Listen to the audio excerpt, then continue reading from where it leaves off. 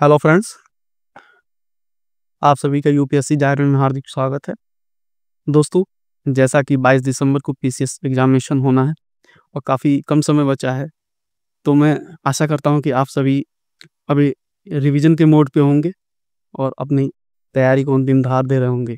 तो उसी कंटेक्स्ट में हम जो टू दी पॉइंट होता है, यानी कि 150 क्वेश्चन जो आते हैं, तो प्रत्येक क्वेश्चन से किस सेगमेंट से आता है उस पर ज़्यादा फोकस करेंगे और ये कोशिश करेंगे कि जिस टॉपिक को हम पढ़ें वहां से मेरा एक क्वेश्चन पूछता है या 2 क्वेश्चन पूछता है या 3 क्वेश्चन पूछता है, पूरा का पूरा सही हो। ठीक, तो उसी कॉन्टेक्स्ट में हम ये देखेंगे विटामिन्स में कम से कम एक क्वेश्चन और मैक्सिमम 3 क्वेश्चन के आसपास आने की संभावना होती है।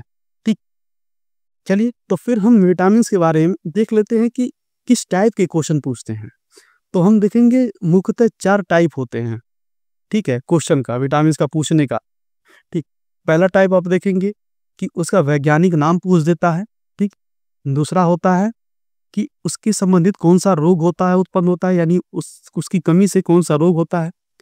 तीसरा टाइप होता है कि उसके रिसोर्स क्या होते हैं कि जिसके खाने से, ठीक है, वो विटामिन प्राप्त हो।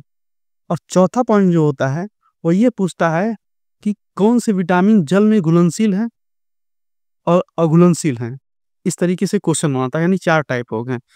चलिए टॉपिक को स्टार्ट करते हैं। आप देखेंगे पहला विटामिन ए है।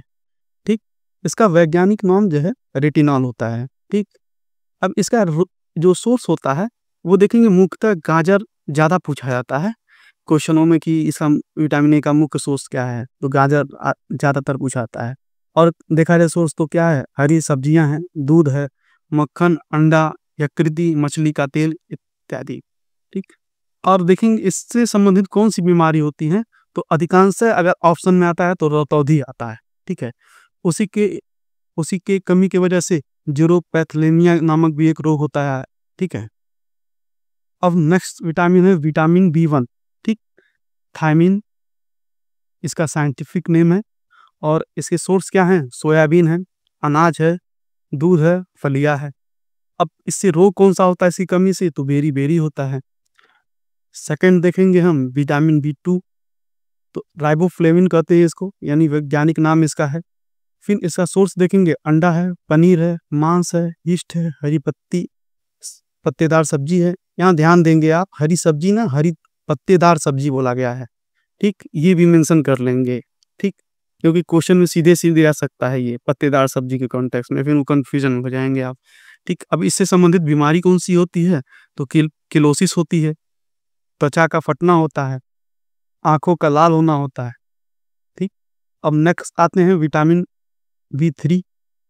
तो इसका वैज्ञानिक नाम देखेंगे निकोटिक अम्ल जो होता है, या नियोसिन कहते हैं, दोनों किसी को नाम भी आ सकता है, आप देख लेंगे इसको।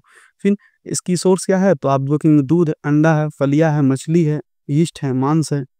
अब इससे कौन सी बीमारी होती है, तो ज़्यादा ऑप्शन में आप देखेंगे कि चर्म रोग भी होता है और पेलाग्रा होता है। ठीक है, अब इसी को 4D सिंड्रोम भी कहते हैं। ठीक, अब हमारा नेक्स्ट जो विटामिन है विटामिन बी 5। ठीक, पेंटोथेनिक अम्ल इसको कहते हैं, वैज्ञानिक नाम इसका है। और मूंगफली, मांस, दूध और अंडे सोर्स है मुख्यतः इसके। और इससे संबंधित बीमारी जो होती है, बाल का सफेद होना, वृद्धि रुक जाना।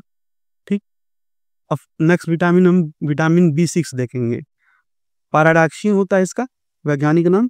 अब इससे किस सोर्स से ये प्राप्त होता है, तो हम देखेंगे कि अनाज, मांस, यीस्ट, दूध। और इसकी अगर कमी होती है तो कौन सा रोग होता है, तो एनीमिया मुख्यतः आता है। चर्म रोग, यानी चर्म रोग में स्किन प्रॉब्लम होती है। ठीक है, अब नेक्स्ट जो विटामिन है विटामिन बी 7 देखेंगे। इसका वैज्ञानिक नाम जो देखेंगे आप बायोटीन होता है। ठीक, अब इसके सोर्स क्या हैं, मांस है, गेहूं है, अंडा है, सब्जी है और फल है। अब इसकी कमी से क्या दिक्कत होती है, तो बालों का झड़ना होता है, लकवा होता है, जो आप देखेंगे फालिज मार देता है लोगों को। वो आप इससे परिचित भी होंगे लकवा से, कि एक आधा अंग या तो कोई एक पार्ट्स उसके काम करना बंद कर देते हैं किसी भी व्यक्ति के। ठीक, अब आप नेक्स्ट अपना देखेंगे विटामिन बी 9, फोलिक एसिड यानी फोलिक अम्ल। ठीक, अब ये सोर्स क्या है इसका? तो हरी सब्जी है, फलियां है, यीस्ट है, मांस है और अंडे है। अब इससे संबंधित क्या बीमारी होती है? कुंठित वृद्धि होती है और रण छिड़ता है, यानी कि रक्त की कमी होती है। ठीक, और ये देखेंगे हम विटामिन B12। ठीक है, इसका वैज्ञानिक नाम देखेंगे तो साइनोकोबाल्मिन होता है। तो अब इसका मुख्यतः सोर्स क्या है? दूध है, मछली है, अंडा है, मांस है, आंत की जीवाणु है, यानी गुड बैक्टीरिया जो आंत में पाते हैं वो है। और मुख्यतः ये बीमारी जो वेजिटेरियन होते हैं उनको ज़्यादा होती है। ठीक, और वेजिटेरियन के लिए डॉक्टर द्वारा सलाह भी दिया जाता है कि आप जो डेयरी प्रोडक्ट होता है, जैसे पनीर हो गया, दही हो गया, दूध हो गया, इस सारी चीज़ों को उपयोग में लाएंगे। तो इससे एक समस्या क्या होती है कि हम देखेंगे इनीमिया होती है और पाडू रोग होता है, पांडु रोग। ठीक, अब हम देखते हैं विटामिन सी को। ठीक, एस्कॉर्बिक अम्ल इसका फॉर्मूला है, यानी साइंटिफिक नेम है। और फिर ये देखेंगे हम सोर्स क्या है? तो आंवला है, नींबू है, टमाटर है, खट्टे फल हैं। ठीक, किसी भी खट्टे फल में इसको पाया जाता है और इससे संबंधित बीमारी हम देखेंगे तो इसका भी जो रोग होता है, वो होता है इससे। अब हम देखेंगे विटामिन डी, इसका वैज्ञानिक नाम देखेंगे आप, कैल्सीफेरॉल होता है। ठीक, अब ये उत्पन्न कहाँ से होता है, यानी सोर्स क्या है इसके? तो मछली का तेल, मक्खन, अंडा या सूर्य का प्रकाश। ठीक, अब इससे ज्यादा पूछा जाता है, यानी ऑप्शन में जो होता है वो होता है सूखा रोग। ठीक, या रिकेट्स इसी को कहते हैं, ये होता है। तो ऑस्टियो मेलेशिया एक नाम का बीमारी होता है इससे। अब विटामिन ई को देख लेते हैं। तो टोकोफेरॉल इसका साइंटिफिक नेम है और इसके सोर्स क्या हैं? सोयाबीन है, अंडे की जर्दी है, गेहूं का तेल है। ठीक, गेहूं जो अंकुरित होता है उसमें कुछ तेल निकलता है, वो इसके लिए काफी इंपॉर्टेंट होता है। ठीक है, और अब इससे समस्या क्या होती है?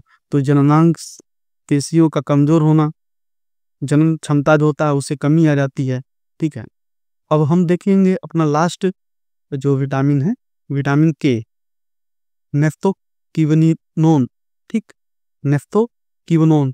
ठीक है, अब ये देखेंगे किस सोर्स क्या है इसका? तो सोयाबीन है, आंत के बैक्टीरिया हैं, गुड बैक्टीरिया जो होते हैं, हरी सब्जियां हैं, अंडे हैं। ठीक, अब रक्त का थक्का जमना, ना जमना इसका कारण होता है। ये देखेंगे आप, यदि कहीं से कट हो जाता है और यदि आपको विटामिन के की कमी है तो जल्दी जो ब्लड होता है वो रुकता नहीं है, यानी वो रुकता नहीं है, बहता चला जाता है।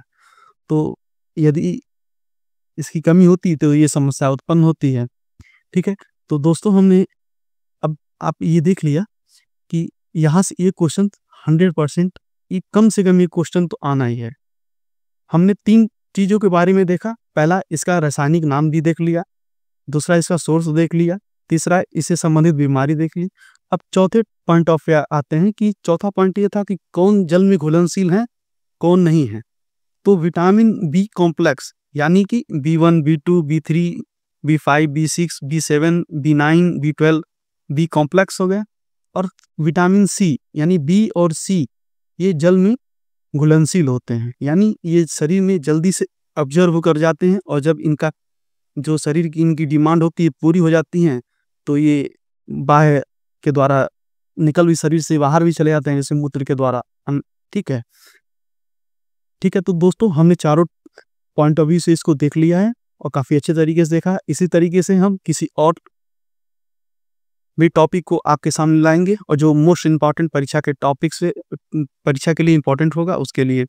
तो फिर दोस्तों, और आपसे अनुरोध है कि अगर यदि ये वीडियो अच्छा लगा हो तो चैनल को सब्सक्राइब कर दें और लाइक भी कर दें और दोस्तों के साथ शेयर भी कर दें। ठीक है, मिलते हैं नेक्स्ट वीडियो के साथ, नए टॉपिक के साथ। जय हिंद, जय भारत।